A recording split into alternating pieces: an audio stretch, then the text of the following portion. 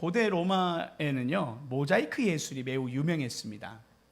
이 모자이크는요, 작은 조각들을 모아서 하나의 큰 그림을 그리는 예술이지요.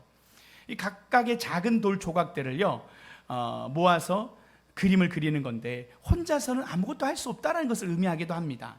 그런데 그 각각의 조각들을 모아보니 큰 그림을 이루는데 그게 놀라운 작품으로 만들어지더라는 거죠. 세상에서의 가장 유명한 모자이크 작품이 있는 곳이 있는데 거기는 바로 이탈리아 라벤나에 있는 산 비탈레 성당의 모자이크입니다. 제가 잠시 후에 설교 말미 정도 한번 보여드릴 거예요. 지금은 상상으로만 하시면 됩니다.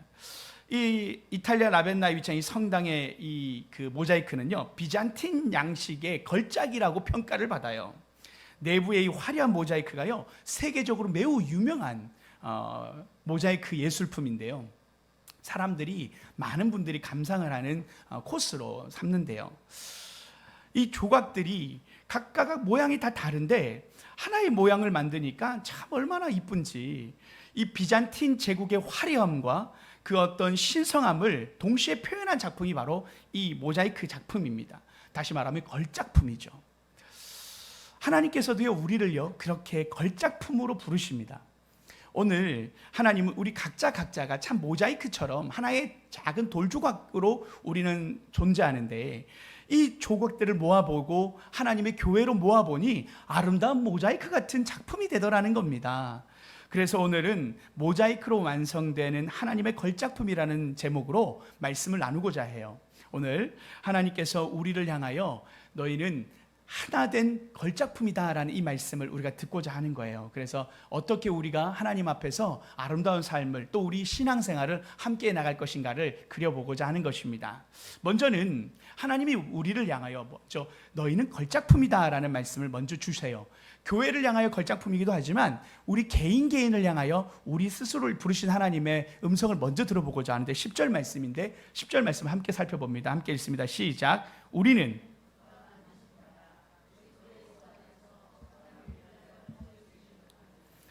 이 일은 하나님이 전에 예비하사 우리로 그 가운데서 행하게 하려 하심이니라.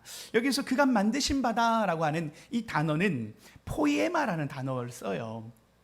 이것은 그 만들어진 작품, 다시 말하면 피조물, 그리고 걸작품이라는 단어의 뜻을 가지고 있는데, 하나님이 우리를 작품이라고 하신다라는 거죠. 말 그대로 하나님이 만드신 포이에마가 바로 우리라는 것입니다. 우리는 하나님의 작품이래요. 자, 옆에 사람 얼굴을 보세요. 작품인지 아닌지. 작품 같습니까? 네. 하나님이 우리를 작품이래요. 우리를 포이에마래요. 하나님의 걸작품이래요. 하나님이 우리를 그렇게 부르셨다라는 게 가장 중요한 부르심이라는 것을 우리가 먼저 생각해야 돼요. 그런데 목적이 있다고 합니다. 우리가 읽었던 말씀에 보면 예수 안에서 선한 일을 위하여 지으심을 받은 자라는 표현도 함께 쓰여요. 다시 말하면 하나님의 선한 일을 위하여 우리를 만드셨고 하나님의 걸작품인데 목적이 있다라는 것입니다. 하나님은 우리의 삶을 통하여 거룩한 하나님의 목적을 이루시고자 하신다라는 거죠. 여러분, 그 미술 작품을 여러분들이 많이 접하면 그중 유명한 사람 중에 혹시 미켈란젤로라는 사람의 이름을 들어보셨습니까? 이 미켈란젤로라는 사람은 이탈리아 르네상스 시대의 위대한 예술가였어요. 그런데 그가 만들었던 작품 중에 가장 위대한 작품을 꼽으란다면 여러분 아는 작품 기억나십니까? 다비드상이라는 그 유명한 작품을 만든 사람이에요. 약간 우리 조금 외설적이어서 제가 사진을 주의를 트긴 좀 그래서 제가 반채 정도만 보여드리려고 하는데, 이 다비드상은요, 먼저 좀 사진을 잠깐 보여주시겠어요? 이 다비드상을 만들었던 이 미켈란젤로는, 이 다비드상이 지금 사람의 얼굴과 보세요, 거의 몇 배가 하죠. 5m가 되는 크기의 이 조각품입니다. 대리석으로 만들었고요. 약 5m예요. 2층 건물 정도의 크기를 만든 거예요. 그런데 여기에는 큰 스토리가 있어요. 이것을 한번 잠깐 나누고자 합니다. 이 대리석으로 만든 이 미켈란젤로의 작품은 먼저 이 대리석을 한 성당에서 1470년 피렌체 대성당의 성직자들이 큰 대리석을 가지고 조각품을 만들려고 한 겁니다. 목표를 세웠어요.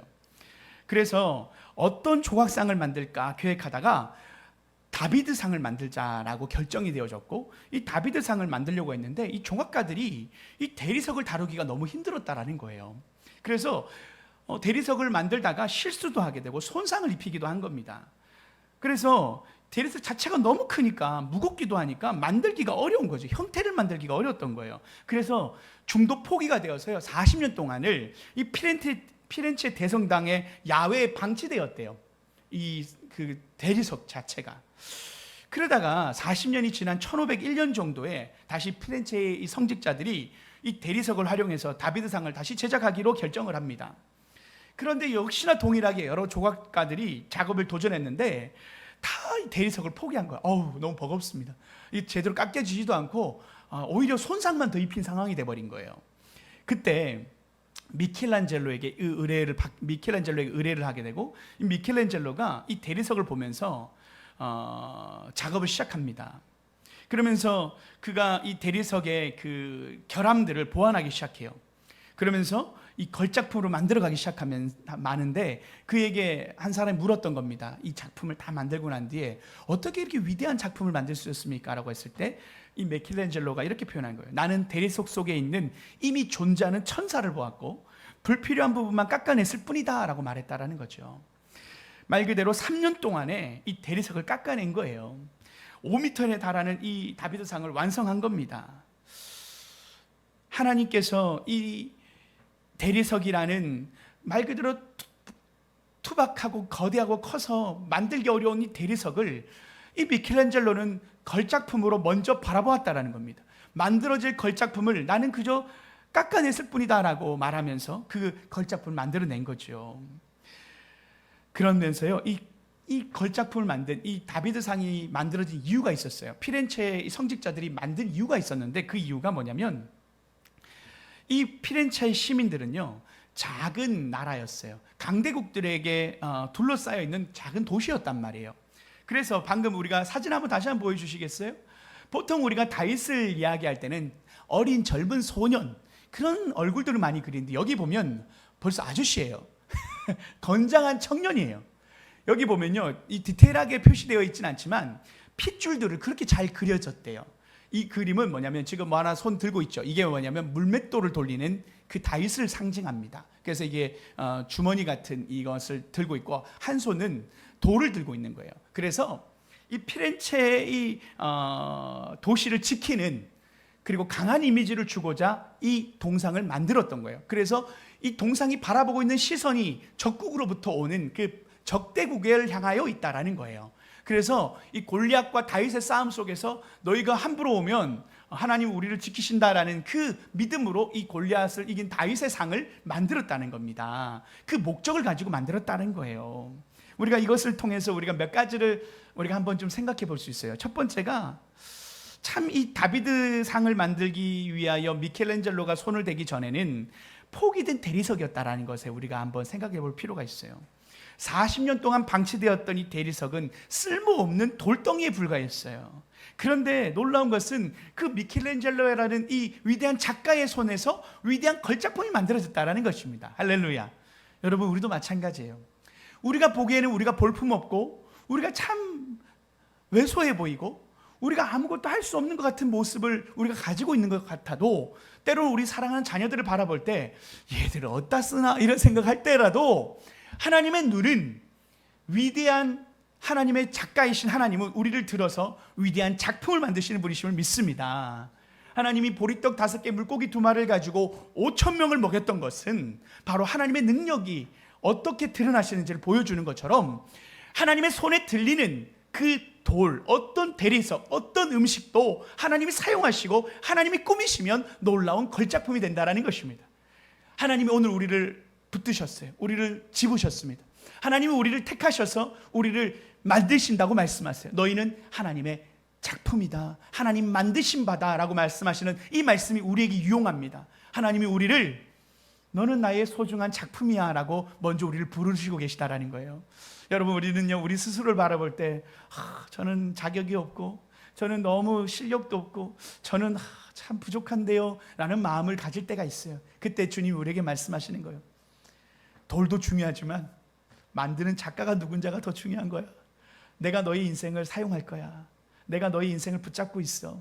내가 너의 삶을 내가 사용할 거야. 하나님, 우리 사랑하는 자녀들의 인생을 하나님께서 작품으로 만들어 주실 줄 믿습니다. 하나님의 손안에 우리가 올려드리면, 하나님께 우리가 드리면요, 하나님이 사용하세요. 그래서 우리가 기도할 때마다 우리 사랑하는 자녀들을 하나님께 올려드리는 거예요.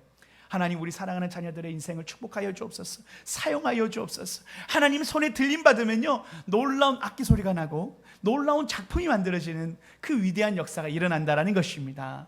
오늘 하나님 먼저 우리에게 너는 내 작품이다, 너는 내 걸작품이야 라고 말씀하신 하나님의 음성이 우리에게 먼저 있음을 우리가 기억했으면 좋겠어요. 좌절하지 마시고 슬퍼하지 마시고 넘어져 있지 마시고 하나님 앞에 우리 인생을 드리십시오. 내가 가진 것이 작다고 생각해서 마음 가운데 혹시 무언가를 도전하고 무언가를 하나님 살기를 포기하신 분이 있다면, 아니요, 말씀드렸듯 오병이어의 작은 아이의 도시락을 하나님께 올려드렸을 때, 예수님께 드렸을 때 주님께서는 5,000명을 먹이는 놀라운 역사를 만들어내셨습니다. 오늘 우리에게 주어진 작은 은사, 작은 우리의 하나님 앞에 주신 시간, 우리의 어떤 물질, 우리의 어떤 노력들을 하나님께 드리면 하나님이 그 일을 통하여 놀라운 하나님의 역사를, 하나님 우리를 통하여 놀라운 하나님의 나라를 확장해 가실 줄 믿습니다. 그것이 하나님이 선하신 일을 위하여 만드신 바다라고 하시는 하나님의 뜻 안에 우리가 있음을 말씀하시는 것입니다. 하나님이 먼저 우리를 향하여 하나님의 선한 목적을 가지고 계시대요. 하나님은요, 우리를 향한 큰 계획을 가지고 계시대요. 여러분 아시다시피 우리 CCC에서 전도할 때 보면 하나님은 당신을 향한 놀라운 계획을 가지고 계십니다라는 말로 시작합니다. 여러분, 그렇습니다. 하나님은요, 우리를 향한 놀라운 계획을 가지고 계세요. 무슨 계획요? 저 벌써 나이가 80인데요. 아니요, 하나님은 모세를 80에 부르셨어요. 아브라함을 75세에 부르셨어요. 하나님은 하나님의 사람들에게 늦었다 할 그때가 하나님을 사용하시는 시점이었어요. 할렐루야. 우리가 은퇴한 시점이라고 해서 하나님 사용하지 못하시는 것이 아니고, 우리가 부족하고 우리가 연약하고 우리의 경제가, 우리의 가정이 어렵고 힘들어도 하나님은 한계가 없으신 분이시고, 하나님의 능력과 하나님의 계획은 우리의 생각과 다르다라는 것을 기억하면서 하나님 앞에 우리의 삶을 아름답게 내어드리는 저와 여러분 되시길 축복합니다.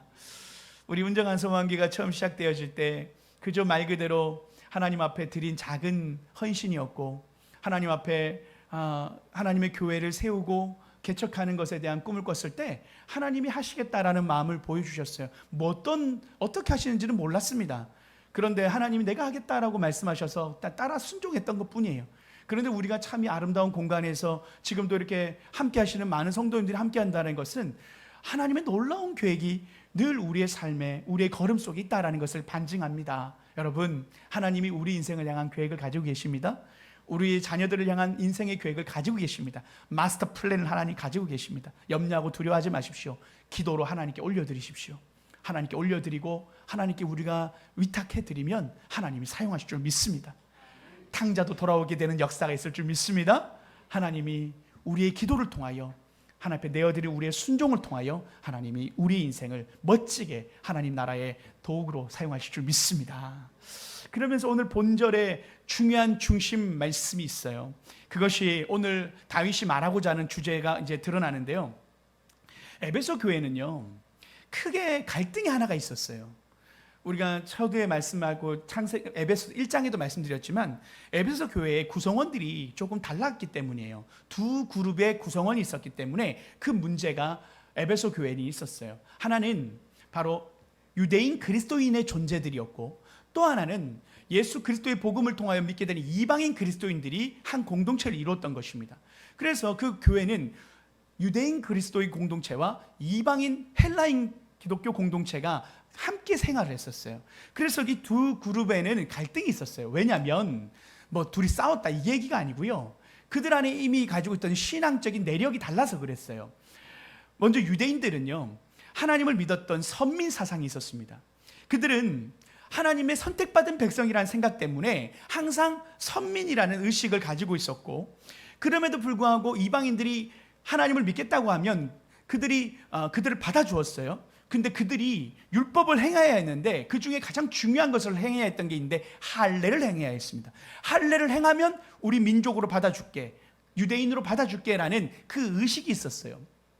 그러다 보니까 할례가 없는 사람들은 구원을 못 받는다라는 의식이 있었어요. 그런데 놀라운 것은 예수님을 믿는 하나님의 백성들은 할례를 받지 않아도 되는 하나님의 구원의 은혜가 있기 때문에 이방인들이 할례를 받지 않았던 겁니다. 그러니 교회 안에는 유대인들은 할례를 다 받았고 자신들의 그 신앙 내력은 이게 이렇게 해야 구원받는 거 아니야? 라는 생각을 가지고 있었던 한 그룹과 이방인들은 할례도 없이 율법도 지키지도 않고 그저 예수님 믿는 것만으로 구원받았네 하면서 좋아하면서 박수치고 있는 거예요. 그러니 이 유대인 그리스도인과 이방인 그리스도인들 안에 갈등이 존재했겠어 안 존재했겠어요? 말 그대로 우리 교회에 모태신앙하신 신앙생활하신 어렸을 때부터 모태신앙하신 분과 나이가 들어가지고 늦게 구원받은 사람, 그들의 문화의 차이는 참 다릅니다. 더 나아가서 순복음 교회에서 오신 분들과 그리고 장로교 전통교회에 있는 분들의 그 믿음의 그 신앙의 색깔도 되게 달라요. 그래서 새벽 기도하실 때 보면 어떤 분들은 막 주여 주여 막 기도하시는 분들이 있는데 어떤 분들은 조용히 기도하길 바라는 분들이 있어요. 이게 교회 안에 분쟁이 될 때가 있어요. 제가 한소방교회에서 사역을 할 때 참 새벽 기도 때마다 아마 부르짖고 하는 사람을 힘들어하시는 분들의 항의 컴플레인들이 목회자한테 들어옵니다. 그러면 참 난감하죠. 기도하는 사람한테 기도하지 말라고 하기도 어렵고, 그렇다고 너무 크게 하니까 한소망교는 장로교 전통을 가지고 있다 보니 순복음교회 분들보다는 장로교에 있는 분들이 많아서 조금 절제하는 것을 요청할 때도 있었어요. 또 어떤 분은요, 설교할 때마다 아멘 아멘 이런 분이 있어요. 그래서 목사님이 제가 옷을 입었는데요, 아멘, 그냥 제가 물을 마셨는데요, 아멘 이러면서 그냥 모든 단어에 문장에 아멘을 붙일 분도 있는 거예요. 그러니까 옆에 있는 분들이 너무 힘든 거예요. 그래서 그분에게는 직접적으로 목회자들이 가서 경고를 했어요. 아멘 아멘 너무 많이 하지 말라고. 뭐 시도 때도 없이 아멘을 하시는 분이, 그게 훈련이 된 거예요. 그 순복음교회는 그냥 막 부흥회에서 기도할 맞습니다 아멘, 하나님 함께 하십니다 아멘, 이런 게 습관이 되니까 오히려 장로교회의 뜨뜻미지근한 신앙인들을 보면서 오히려 저 사람들 믿음이 없나? 이렇게 바라볼 정도로 이 신앙의 색깔이 다른 거죠. 그처럼 이 이방인 그리스도인과 유대인 그리스도인들 안에는 그런 갈등이 존재했다라는 거예요. 그때 하나님께서는요, 하나님이 오늘 이 말씀 속에서 이 교회 공동체를 하나의 공동체로 만들기 위하여 말씀을 하시고 있는 게 오늘 본문입니다. 그래서 우리를 하나 되어지는데 왜 우리가 하나 되어야 되는지에 대한 이유를 구체적인 성경의 논리를 통하여 하나님 말씀하고 있는데 조금 우리가 한번 들어보기를 원해요. 11절입니다. 11절 말씀 함께 읽어볼까요? 시작. 그러므로 손으로 육체 행한 할례를 받은 무리라 칭함을 받은 자들로부터 할례를 받지 않은 무리라 칭함을 받은 자들이라. 여러분들이 몰랐겠지만 지난주에 말씀을 보면 하나님이 우리가 은혜로 구원받는다는 이야기를 한번 한 적이 있습니다. 오직 은혜라는 주제를 가지고 은혜로 구원받는다는 이야기 했을 때 사실 2장 1절부터 10절까지는 누구를 대상으로 하나님 앞에 겸손하라고 했냐면 바로 유대인들을 향하여 겸손하라고 했었습니다.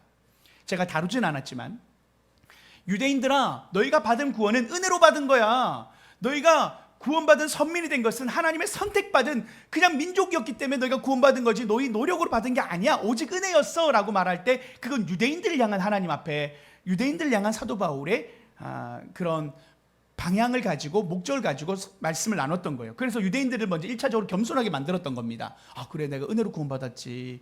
그러니까 유대인들을 한번 잠시 소리를 조용하게 만드는 거예요. 그럼 이제 두 번째 10절부터는 누굴 향해 말하냐면 바로 이방인들을 향하여 말하는 겁니다. 너희 좀 조용히 해. 둘이서 싸우니까 손뼉도 마주쳐야 소리가 난다고 유대인들만 문제가 있었던 게 아니에요. 이방인들에게도 문제가 있을 수 있는 거죠. 다시 말하면 유대인도 겸손해야 되고 이방인들도 겸손해야 되라는 말을 먼저 사도 바울이 지금 하고 있는 거예요. 다시 말하면 너희는 원래 이방인이었잖아. 너희는 육체로 행한 할례를 받지 않은 무리였잖아. 그래서 할례 받지 않은 무리라고 칭함을 받았잖아 라고 사도 바울이 팩트 폭격을 하는 거예요. 아주 그냥 직면하게 하는 겁니다. 12절도 구체적으로 더 이렇게 사실을 이야기하는 거예요. 12절입니다.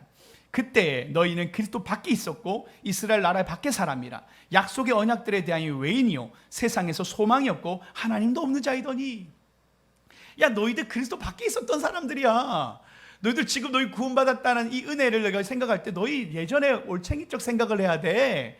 너희가 지금 이 그리스도인 공동체에 와서 분열을 일으킬 게 아니야. 너희 원래 외인이었잖아. 세상에 소망도 없고 하나님도 없었던 사람들이잖아. 와, 이 사도 바울이 대단한 거예요. 유대인들을 향하여서는 너희가 받은 구원 은혜로 받은 거야 이렇게 얘기하고, 이방인들을 향해 너희들 원래 외인이었어 이렇게 얘기하면서 그 교회의 갈등을 잠잠케 하는 먼저의 단어들을 선택했다라는 겁니다. 그러면서 이제 하나님 안에서의 메시지를 선포해요. 13절입니다. 이제는 전에 멀리 있던 너희가 그리스도 예수 안에서 그리스도의 피로 가까워졌다. 이 멀리 있었던 사람이 바로 이방인들이 너희 멀리 있었는데 예수 그리스도의 피로 너희가 가까워졌다라는 이제 메시지를 던지면서 예수님의 은혜로 너희도 구원받은 거야라는 그 핵심 메시지를 던지는 거예요. 그러면서 이제 중요한 14절 말씀이 핵심 메시지입니다. 함께 14절 말씀 읽어볼까요? 시작. 그는 막힌 담을 자기 육체로 하시고, 여기 보면 둘로 하나를 만드사라는 거 있죠. 하나님이 우리의 화평이신지라고 해서 이방인 그리스도인과 유대인 그리스도인 둘을 하나로 만드시는 분이시다, 하나님 화평이시다 얘기하시면서 중간에 원수된 것 막힌 담을 하나님이 자신의 육체로 제거하셨다라고 말하면서 하나님 안에 우리가 하나 되어야 될 이유를 얘기하는 거예요.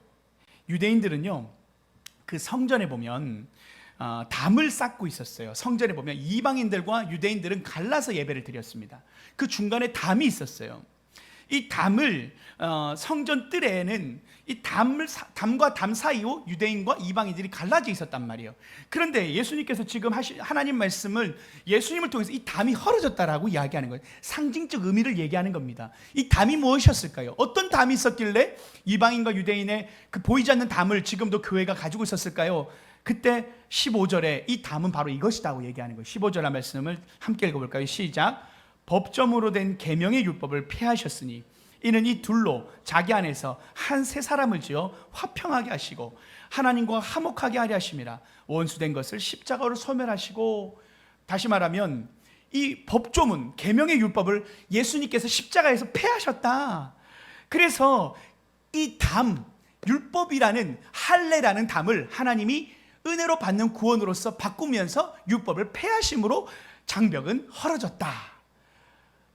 독일의 그 동독과 서독의 장벽, 베를린 장벽이 무너지듯이 하나님이 당신의 십자가 사건 율법의 그 모든 조항들을 예수님 십자가에서 다 이루시면서 할례를 받지 않아도 되는 은혜로 받는 구원의 은혜를 당신의 육체로 헐어버리셨다라는 걸 통하여, 자, 어떻게 되죠? 둘이 이제 하나가 될 수 있는 거예요. 율법은 의미 없어졌기 때문에 둘이 하나가 될 수 있는 조건을 만들어 준 거예요. 자, 그러니 너희는 이제 둘이 하나가 되어야 해.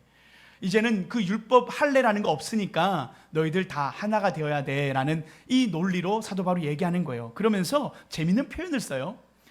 이 둘로 이방인과 유대인, 이방인 그리스도인과 유대인 그리스도인 이 둘로 하나를 만드셨대요. 한 세 사람을 지었대요. 한 세 사람이란 단어가 멋진 단어예요. 그것을 다르게 말하면 교회입니다. 한 세 사람을 지었다라고 하는 이 놀라운 하나님의 구원의 역사가, 하나님은 오래전부터 어떤 계획을 가지고 있었냐면 유대인들만 구원하려고 하신 게 아니라 온 민족을 구원하여 하나님 백성 삼으시려는 계획을 가지고 계셨다는 거예요.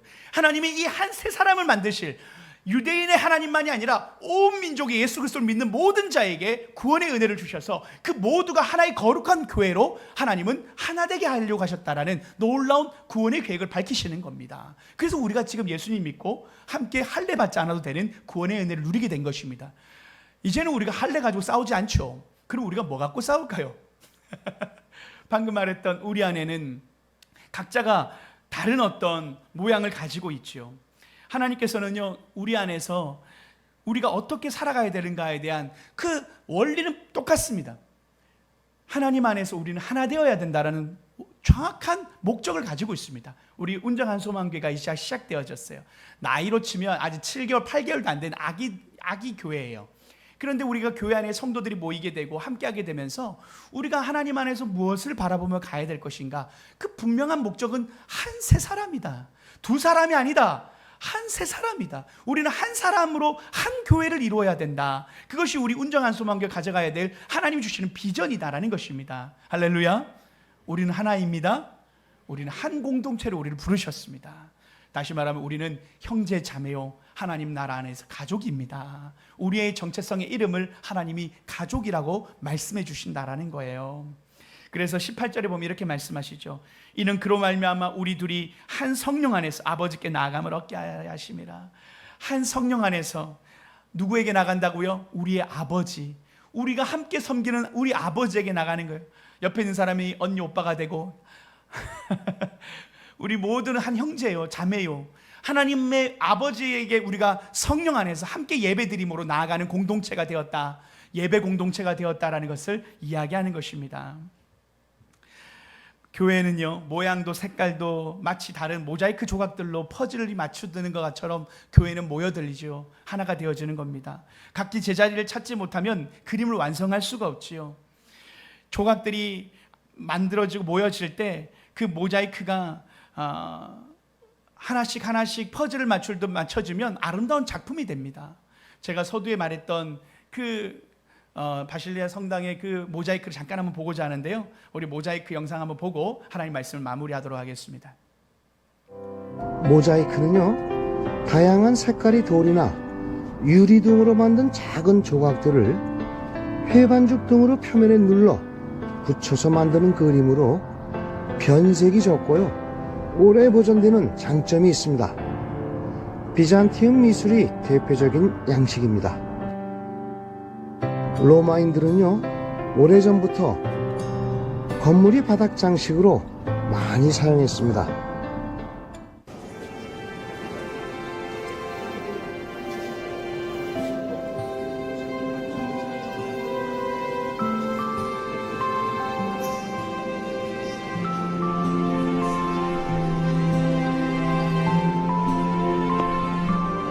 아벤나의 산 이탈레 성당의 모자이크입니다.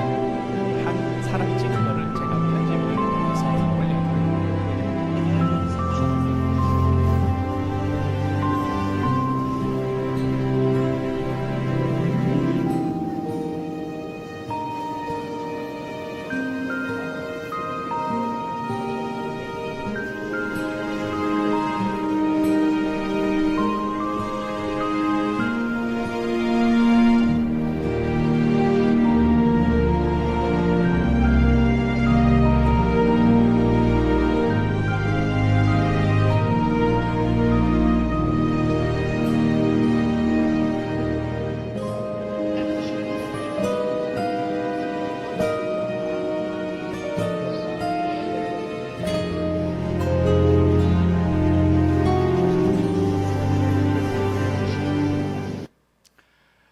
여러분, 이 모자이크를 보신 것처럼요, 하나님이 우리에게 이 모자이크의 꿈을 주시는 거예요. 우리 교회가 이 모자이크 교회 같은 교회가 되어야 된다라는 이야기를 하시는 거예요.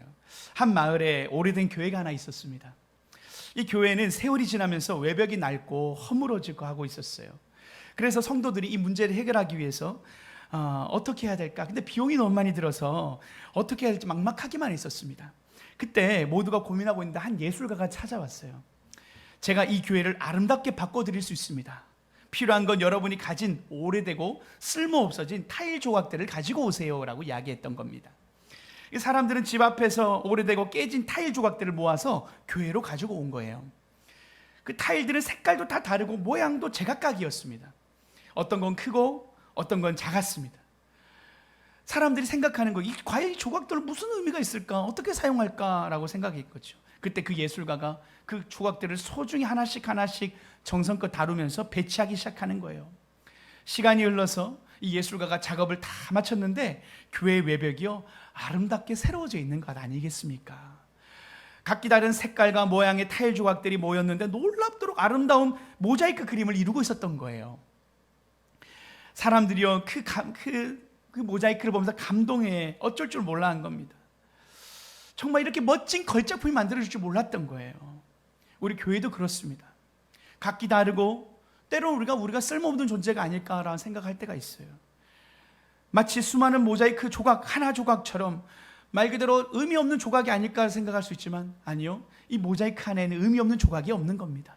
하나하나가 퍼즐처럼 각각의 독특한 색깔과 모양을 가지고 있지만 하나로 모아졌을 때, 하나의 그림이 만들어졌을 때 놀라운 아름다움을 내뿜듯이 하나님은 우리를 향하여 교회는 그런 곳이야, 너희 한 사람이 모여서 아름다운 교회를 만들 때 하나님은 각각 다른 배경과 은사, 각각의 하나님의 신앙 내력과 경험을 가지고 있지만 한 공동체 안에서 아름다운 작품이 되는 거야.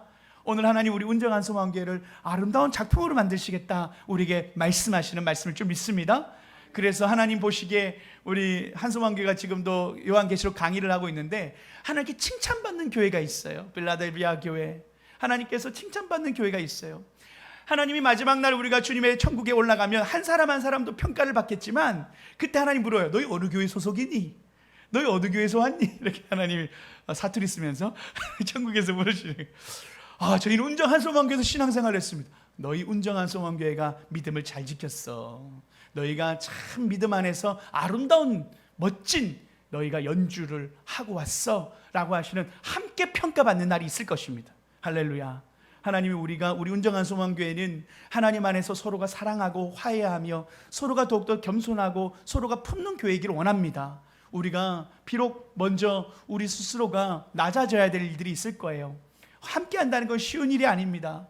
여러분, 우리가 가족도 함께하기 어려운데요, 부부도 함께하기 어려운데요, 싸우는데요. 여러분, 전혀 살아온 삶도 다르고 목적도 다르고 삶의 여러 가지 모든 어려움도 다른 우리가 모였는데 잡음이 없으면 그건 사람이 아니죠. 그런데 우리가 어떻게 하나님 안에서 우리가 하나 되어야 될까? 하나님 안에서 하나 되기를 노력해야 된다라는 것을 이야기하죠. 교회는요, 오늘 사도 바울이 이 말씀을 기억해야 합니다. 너희는 외인이었잖아. 너희가 받은 구원은 은혜로 받은 거잖아. 다시 말하면 우리는 겸손해야 한다는 것입니다.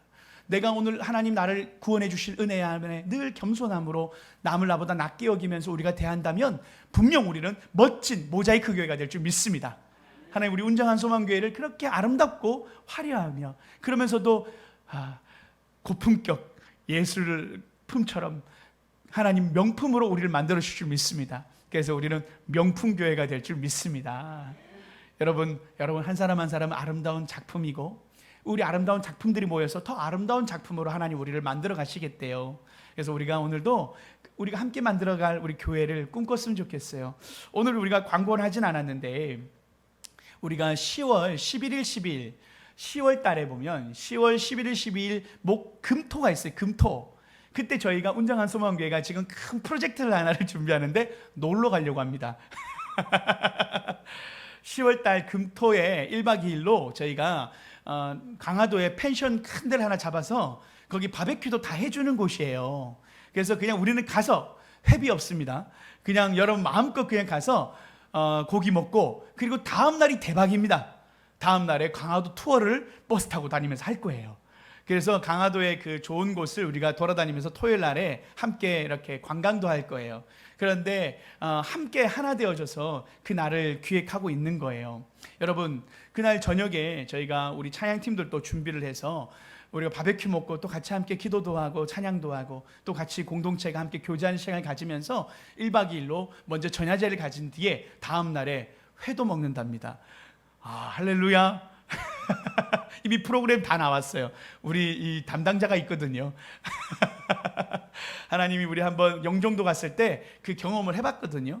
저는 하나님 우리 운정한 소망교회 주시는 저는 사역 안 하고 싶어요. 우리 교회는 뭐 다양한 지금은 별 사역하고 싶지가 않아요. 그냥 많이 놀았으면 좋겠어요. 우리 교회는 노는데 최선을 다했으면 좋겠다. 그게 제 바람입니다. 우리 교회는 먹고 마시는데 진심을 다했으면 좋겠다. 그게 목회자의 방침입니다.